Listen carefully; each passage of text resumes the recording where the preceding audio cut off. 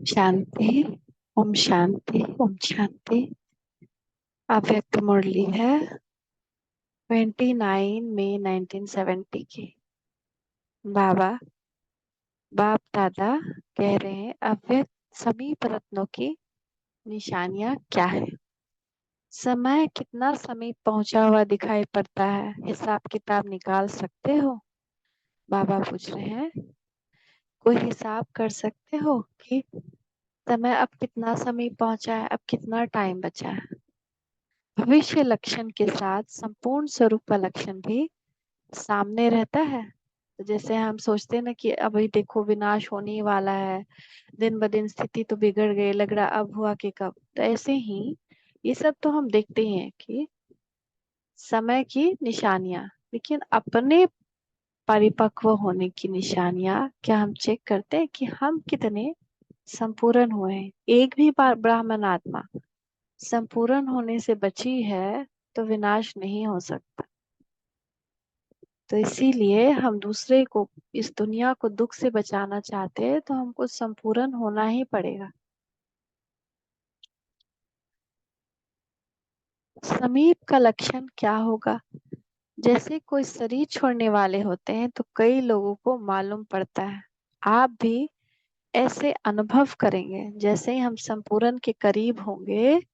जिससे शरीर छोड़ने वाले होता है ना, उसको मालूम पड़ता है कि अब हम ज्यादा दिन नहीं रहेंगे, अब तुम लोग ठीक से रहना। कुछ ना कुछ वो बोलना शुरू कर देता है।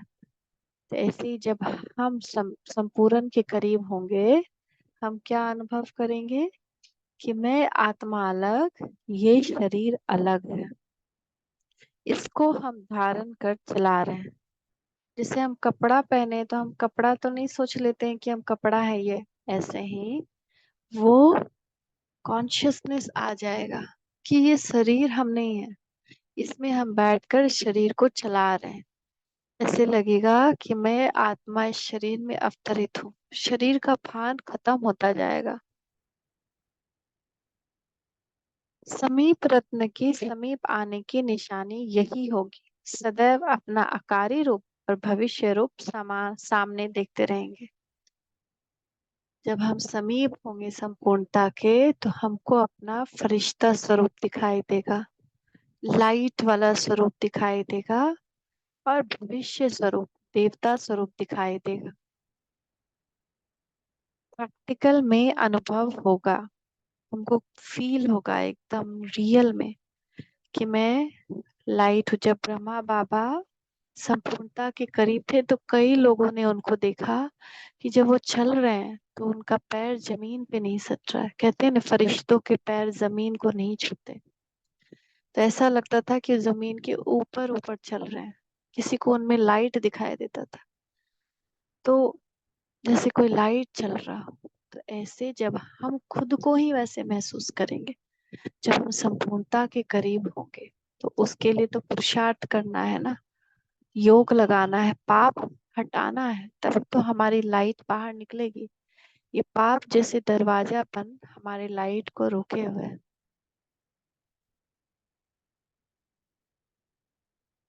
लाइट का फरिश्ता स्वरूप सामने दिखाई देगा कि ऐसा बनना है, और भविष्य रूप भी दिखाई देगा। अब यह छोड़ा और वह लिया। जब ऐसी अनुभूति हो तब समझो संपूर्णता के करीब है। ऐसा लगेगा बस अब हम इस बॉडी में जाने वाला, अब हमको ये बॉडी मिलने वाला है, फरिश्ता का, देवता का। एक आंख में संपूर्ण स्वरूप और दूसरी आंख में भविष्य स्वरूप, ऐसा प्रत्यक्ष देखने में आएगा। जैसे अभी आईने में देखते हैं तो आपको अपना चेहरा दिखता है ना, प्रत्यक्ष दिखता है। ऐसे ही आपको अपना रिश्ता और भविष्य स्वरूप दिखाई देगा जब आप आईना देखेंगे।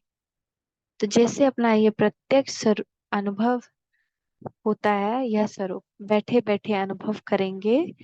लेकिन जैसे कि यहाँ नहीं, लेकिन उस संपूर्ण स्वरूप में बैठे हैं। बैठे बैठे अपना फरिश्ता स्वरूप अनुभव होगा। इतना सुंदर वो अनुभव होगा। इस अनुभव को क्यों मिस करना इस दुनिया के लिए जो बदलना नहीं, जो वैसे ही चलते चलते अब खत्म ही हो जाना है। तो उसमें टाइम वेस्ट करके अच्छा कपड़ा, साज, श्रृंगार, उसका क्या फायदा? असली मजा तो अपना ये स्वरूप देखने में, अपना देवता, देवता का श्रृंगार और आपका श्रृंगार, जमीन आसमान का फर्क। तो अपने आप को देवता के रूप में देखना, आहा, अपने आप को फरिश्ता के रूप में देखना। जब हम अपने आप को वैसे देख सकेंगे, वैसे बन जाएंगे, तो कितना मजा होगा। ये नशा चढ़ना चाहिए।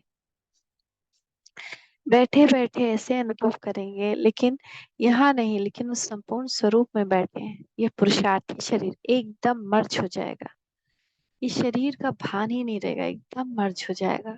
कुछ पता ही नहीं चलेगा, शरीर इतना हल्का हो जाएगा। वह दोनों इमर्ज होंगे, वो दोनों शरीर इमर्ज होंगे, एक तरफ अव्यक्त, दूसरा तरफ भविष्य। जब पहले ऐसा अनुभव आप लोग करेंगे, तब दूसरे को भी अनुभव होगा। जब हम ऐसा अनुभव करेंगे, तब जो हमारे आस पास के लोग हैं वो भी हमको ऐसे ही अनुभव करने लगेंगे। जैसे कि कोई फरिश्ता चल रहा है, उनको भी दिखाई देगा कि अरे ये तो नॉर्मल है ही नहीं, तो कोई फरिश्ता नजर आ रहा है। जैसे एक वस्त्र छोड़कर दूसरा लिया जाता है, वैसे अनुभव करें। यह मर्ज हो, वह इमर्ज होगा, यह भूलता जाएगा। इस अवस्था में विल पावर भी होती है। जैसे विल किया जाता है ना, तो विल करने के बाद ऐसा अनुभव होता है जैसे मेरापन सभी खत्म हो गया, जिम्मेदारी उतर गई, विल पावर भी आता है। और यह भी अनुभव होता है जैसे सब कुछ विल कर चुके, संकल्प सहित सब विल हो जाए। शरीर का भान छोड़ना और संकल्प तक बिल्कुल विल करना, यह है माइट। यही शक्ति है कि हम अपनी संकल्प को भी विल कर दें। मन में कोई विचार ही ना आए कि ये मेरा, वो ऐसे क्यों, ये ऐसे क्यों, इससे बात करें। एक एक घंटा फोन में लगे रहना ये स्थिति को पहुंचने नहीं देगा। अंतर्मुखी बन जाए, अपने अंतर की यात्रा करें। अभी ये चार्ट रखना, चार्ट रखिए, कितना मैं साइलेंस में थी, कितना मैंने बाबा को याद किया, कितना मैंने योग किया, ज्ञान सुना। जितना जितना ये करेंगे, उस स्थिति को पहुंचते जाएंगे। वह चार्ट तो कॉमन है, ये 5 तत्वों का शरीर होते हुए भी लाइट स्वरूप अनुभव करेंगे। 5 तत्वों का शरीर है, लेकिन शरीर ही का पता ही नहीं चलेगा। ऐसा लगेगा कि हम प्रकाश के शरीर में, अंदर का वो प्रकाश का शरीर इमर्ज हो जाएगा बाहर की तरफ। वो ज्यादा प्रभावी हो जाएगा। ऐसा तब होगा जब हम हर चीज से लाइट हो जाएंगे। अपने कर्तव्य करते समय भी भारीपन नहीं। अरे हमको ये करना है, वो ऐसे करना है, ये ले लिया, वो ले लिया, इसके लिए ये बनाना, उसके लिए वो बनाना, नहीं। ट्रस्टी हो जाए, ट्रस्टी हो जाए, ट्रस्टी की आदत डाल। मैं सेवाधारी हूँ, बाबा करण करावनहार करा रहा है, सब बोझ उसको दे दे, हल्के हो जाए। लाइट अर्थात हल्कापन भी होता है, और लाइट अर्थात ज्योति भी कहा जाता है। तो बिल्कुल हल्कापन अर्थात लाइट रूप हो चल रहे हैं। हम तो निमित्त हैं, मतलब हम तो इंस्ट्रूमेंट हैं, बस एक सोर्स है। हम नहीं भी रहेंगे तो ये काम होगा, हम हैं तो भी काम हो रहा है, क्योंकि करवाने वाला करवा रहा है। तो बोझ उतार दे। अव्यक्त रूप में तो हर बात में मदद मिलती है। अगर हम अपने आप को चलते फिरते ये प्रैक्टिस करना है कि मैं फरिश्ता चल रहा हूँ, लाइट के कार्ब में चल रहा हूँ, लाइट के शरीर में चल रहा हूँ, तो वो स्थिति जल्दी आएगी। किसी भी बात से उपराम हो जाए, साक्षी दृष्टा बन जाए, क्या हो रहा है क्या नहीं हो रहा है, उसमें नहीं समाना। बाप को देते जाना, बाबा ये बोझ नहीं चाहिए तुम लो, ये बोझ नहीं चाहिए तुम लो। फिर बाबा पूछ रहे हैं, सबका पुरुषार्थ ठीक चल रहा है? किस नंबर का लक्ष्य रखा है? फर्स्ट नंबर के लिए मालूम है क्या करना पड़ता है? फर्स्ट नंबर लेने के लिए विशेष फास्ट रखना पड़ता है। फास्ट, व्रत। कौन सा व्रत? एक फास्ट व्रत को भी कहा जाता है। तो विशेष कौन सा व्रत है? पवित्रता का। यह व्रत तो कॉमन है, यह व्रत तो सभी रखते हैं। फर्स्ट आने के लिए एक विशेष व्रत रखना है। एक बाप दूसरा ना कोई। हर बात में एक ही स्मृति आए, बस एक बाप हो जाए, दूसरा ना कोई। जब हमारी स्थिति अंदर से मन से ऐसी हो कि बस एक बाप, दूसरा ना कोई, और कोई इम्पोर्टेंट नहीं, बस बाप इम्पोर्टेंट है, बाकी सब वो काम करवा देगा। जब यह फास्ट फास्ट रखेंगे तो फर्स्ट आ जाएंगे। दूसरा फास्ट जल्दी चलने को भी कहा जाता है, तत्पर पुरुषार्थ। महारथी उसको कहा जाता है जो सदैव माया पर विजय प्राप्त करते हैं। माया को सदा के लिए विदाई दे दो। विघ्नों को हटाने की पूरी नॉलेज है। सर्वशक्तिमान के बच्चे मास्टर सर्वशक्तिमान हो तो नॉलेज के आधार पर विघ्न हटाकर सदैव मगन अवस्था रहे। अगर विघ्न हटते नहीं तो जरूर शक्ति प्राप्त करने में कमी है।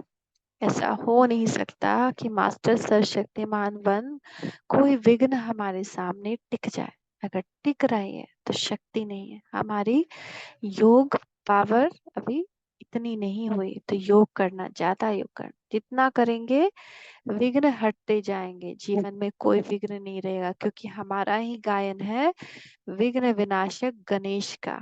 हमने अपने और विश्व के विघ्न को हटाए, तो इसीलिए शक्ति प्राप्त करने में कमी है, इसलिए विघ्न नहीं हट रहा। नॉलेज ली लेकिन उसको समाया नहीं। पढ़ लिया, सुन लिया, जान लिया, अपने अंदर समाया नहीं, उसका स्वरूप नहीं बने, उसको प्रैक्टिस नहीं किया, तो फिर वो पढ़ना शक्ति नहीं देगा। नॉलेज को समाना अर्थात स्वरूप बनना। समझ से कर्म होगा तो उसका फल सफलता अवश्य मिलेगी। फिर पुरुषार्थी के लक्षण क्या होते हैं समझाया था ना। फरमान बदार किसको कहा जाता है? जिसका एक संकल्प भी बिना फरमान के नहीं चलता, ऐसे फरमान बदार को ही तीव्र पुरुषार्थी कहा जाता है। शक्तिमान बाप के बच्चे जो शक्तिमान है, उन्हों के आगे माया भी दूर से ही सलाम कर विदाई ले लेती है। वल्लभचारी लोग अपने शिष्यों को छूने भी नहीं देते। अछूत अगर छू लेता है तो स्नान किया जाता है। यहाँ भी ज्ञान स्नान कर ऐसी शक्ति धारण करो जो अछूत नजदीक नहीं आए। अछूत कौन है? माया, पांच विकार। अगर वो हमको टच करते हैं तो हम फिर से मलिन हो जाते हैं। वो छूते हैं तो उसको छूने नहीं देना। ऐसे वैष्णव बनो, ऐसी शक्ति धारण करो कि ज्ञान स्नान किया, फिर कोई भी विकार हमको छू ही ना पाए। बिल्कुल शुद्ध रहें, पतित ना फिर से बन जाए, नहीं तो फिर से ज्ञान स्नान करना है। और थैंक यू बाबा, थैंक यू। ओम शांति, ओम शांति, ओम शांति।